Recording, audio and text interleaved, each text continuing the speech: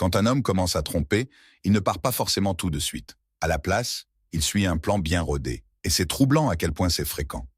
Voici ce qu'on a observé dans de nombreux cas réels. Il commence à chercher des conflits sans raison.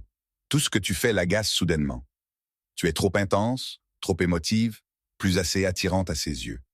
Même tes habitudes normales deviennent des défauts pour lui. Ce n'est pas un hasard. Il sape doucement ta confiance en te faisant douter de toi-même. Il coupe l'intimité. Il dort peut-être encore à côté de toi, mais émotionnellement et physiquement, il n'est plus là. Parfois, il est déjà avec quelqu'un d'autre. Mais toi, tu ressens juste un silence qui punit. Puis, il inverse les rôles. Tu poses des questions. Il explose. Et soudain, c'est lui la victime. Tu ne me fais pas confiance?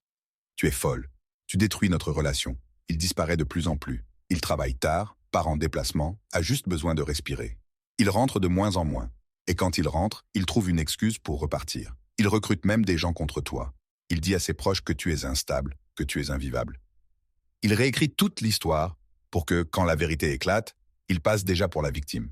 Tout ça a un seul but, te faire douter de toi, t'enfermer dans la culpabilité, la confusion et l'auto-accusation. Pendant ce temps, il mène une double vie, le confort à la maison et les frissons ailleurs. Mais non, tu n'es pas folle. Tu es manipulée. Ce n'est pas de l'amour, c'est du contrôle émotionnel. Ce dont tu as besoin maintenant, ce n'est pas de discuter ou de te justifier. Tu as besoin de clarté, tu as besoin de paix, tu as besoin d'une nouvelle stratégie pour reprendre le pouvoir. Si tout ça te semble familier, il est temps d'arrêter de te blâmer et de reprendre ta force.